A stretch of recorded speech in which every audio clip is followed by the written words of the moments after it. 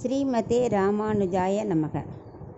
யாரிடத்துல நம்ம விஷயங்களை பேசினாலும், பகவத் விஷயமோ நல்ல விஷயங்களை பேசினாலும் கேட்குறா இல்லையா, அவளுக்கு அந்த மனசில் நல்ல தகுதி இருக்கணும், ஸ்ரத்தை இருக்கணும். இவன் என்ன சொல்கிறான்னு கேட்குற ஸ்ரத்தை இருக்கணும். நமக்கு இவாட்ட சொல்கிறோங்கிற நல்ல நம்பிக்கை இருக்கணும். அப்போ தான் நமக்கு நல்ல அனுபவம் கிடைக்கும். அந்த பகவத் அனுபவத்தை ஆச்சாரியர்கள் போன்ற மகான்கிட்ட பேசினா தான் நமக்கு கிடைக்கும். அந்த பாக்கியம் திருக்கோளூர் பெண் பிள்ளைக்கு கிடைச்சது. கஷ்டம் வந்து ரொம்ப இந்த ஊரை விட்டு போகணும்னு நினச்சி வெளியில் கிளம்புறா இல்லையா, அப்போ ராமானுஜர் வரார். அவரை நமஸ்கரிச்சுட்டு அவர் கேட்குற, எங்கே எல்லோரும் திருக்கோளூருக்கு வரணும்னு வருவா, நீ எங்கே கிளம்புறன்னு கேட்கும்போது அவள் சொல்கிறா, இல்லை இந்த மாதிரி 81 வாக்கியம் சொல்கிறா, இவாளை மாதிரி இருந்தேன்னா அது மாதிரி இருந்தேன்னா அப்படிலாம் சொல்லி இதனால் எனக்கு ரொம்ப கஷ்டமாக இருக்குது, எனக்கு அந்த பக்தி இல்லை, அதனால் நான் ஊரை விட்டு கிளம்புறேன் அப்படிங்கிறா. பொதுவாக நம்ம வாழ்க்கையில் சுகமான வாழ்க்கை மட்டுமே இருந்துட்டுருந்தால் நம்ம பகவத் சிந்தனையே நமக்கு வராது. நாராயண பட்டத்திரிக்கு பெரிய நோய் வந்ததுனால தானே அவர் குருவாயூரில் சன்னதியில் போய் ஸ்ரீமத் நாராயணியமே எழுதினார். இல்லாட்டா நமக்கு அது கிடச்சிருக்குமா?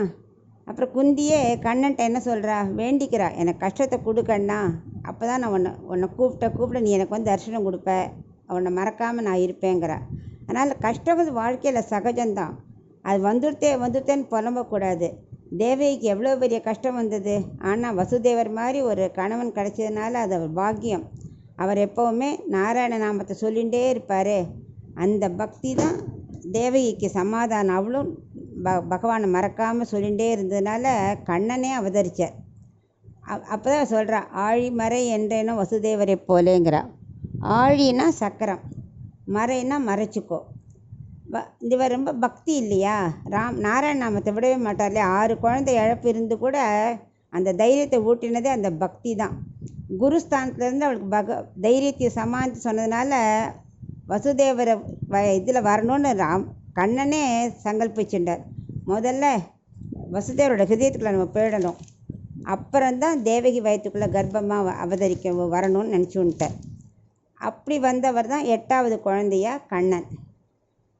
அந்த குழந்தை பிறந்த உடனே சங்கு சக்கரதாரியா 4 புஜங்களோட கௌஸ்துபத்தோட செந்தாமரை கண்ணோட அழகு கொட்ட அந்த குழந்தை பிறந்த உடனே ஸ்தம்பிச்சு பெற வசுதேவர் முதல்ல நமஸ்காரம் பண்ணிவிட்டு அப்படியே ஆச்சரியமாக பார்க்குற, ஐயோ கண்ணெச்சில் பட்டுடுமே, கம்சன் பார்த்தா விடமாட்டானே, கொன்னுடுவானேன்னு அப்படி ஒரு பயம் அவருக்கு. கண்ணன் கேட்குறார், ஏன் நான் தான் அழகாக இருக்கேனே, நீயே இவ்வளோ பயந்துட்டு பார்க்குற, நீ தானே 3 ஜென்மத்தில் நான் உனக்கு குழந்தையாக பிறக்கணும்னு வேண்டின்ற. முதல் ஜென்மாவில் பிருஷ்ணி சுதாபாவாக இருந்த, அப்போ நான் பிருஷ்ணி கர்ப்பனாக அவதரித்தேன். 2வது கஷ்யப்பர் அதித்தியாக இருந்த, அப்போ வாமன அவதாரம் எடுத்தேன். இப்போ 3வது வசுதேவர் தேவகியாக நீங்கள் இருக்கேள், நான் கண்ணனாக பிறந்திருக்கேன், இதுக்கே நீ இவ்வளோ பயந்துட்டு என்னை பார்க்குற அப்படிங்கிறா. இல்லை கண்ணா, நீ இவ்வளவு சங்கு சக்கரத்தோடு இவ்வளவு அழகாக இருந்தானா கண்ணெச்சில் பட்டுடும், கம்சன் விடமாட்டான், மக்தவா கண்ணு பட்டுடும், திருஷ்டி வந்துடும், நீ முதல்ல இந்த சங்கு சக்கரத்தை மறைச்சிக்கோ அப்படிங்கிற. என்ன ஒரு பொங்கும் பரிவு!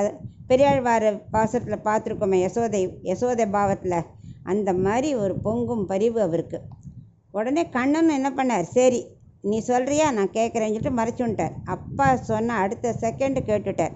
எப்போ அவர் குழந்தை ஜனித்த உடனேயே ராமரும் அப்பா சொல்கிறத உடனே கேட்டவர் தான்.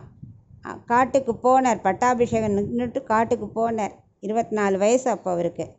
சொன்ன உடனே கிளம்பினார். ஆனால் இந்த குழந்தை பிறந்த அடுத்த செகண்டு கேட்குறது.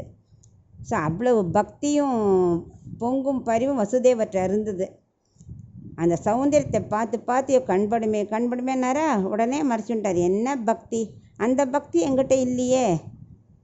நான் வந்து வைத்தமாதிரி பெருமாளுக்கு கண் திருஷ்டி பட்டுடும், நம்ம இங்கேருந்து அவர் கைங்கரியம் பண்ணணும், அவருக்கு கண் திருஷ்டி வராமல் பார்த்துக்கணும், அப்படிலாம் எனக்கு தோணவே இல்லையே. கஷ்டம் வந்தோடனே ஊரை விட்டு கிளம்புறேன்னா சொல்கிறேன், என்னால் இங்கே இருக்க முடியலன்னு அப்படிங்கிறா. இந்த விஷயத்தை யார்கிட்ட சொல்கிறா? ஆதிசேஷனா பலராமன்னா அவதாரம் எடுத்த ராமானுஜர், இப்போ இருக்கிற ராமானுஜர்கிட்ட இந்த பெண் பிள்ளை சொல்கிறா, ஆழிமறை என்றேனோ வசுதேவரை போலே, அந்த பொங்கும் பரிவு எங்கிட்ட இல்லையே அப்படின்னு புலம்புறா. இதிலே நம்ம என்ன தெரிஞ்சுக்கணுன்னா, வாழ்க்கையில் குறைகள், கஷ்டங்கள், பிரச்சனைகள் எல்லாம் வந்துட்டு தான் இருக்கும். ஆனால் அந்த பிரச்சனையை ஃபேஸ் பண்ணுறதுக்கு பகவானோட பகவத் திருவடியை பிடிச்சுக்கணும். அதை விட்டுட்டு ஊரை விட்டு போகிறேன், இங்கே போகிறேன், அங்கே போகிறேன், கோழை மாதிரி ஓடக்கூடாது. பகவத் காலடியில் இருந்துட்டு அவர் நமக்கு நல்லது பண்ணுவார் அப்படிங்கிற பக்தியோட இருந்துட்டு நாமத்தை விடாத உச்சரிச்சுட்டே இருந்தோமானா கஷ்டங்கள் ஒரு நிமிஷத்தில் மறைஞ்சு போயிடுங்கிறத இதில் தெரிஞ்சுக்கணும்.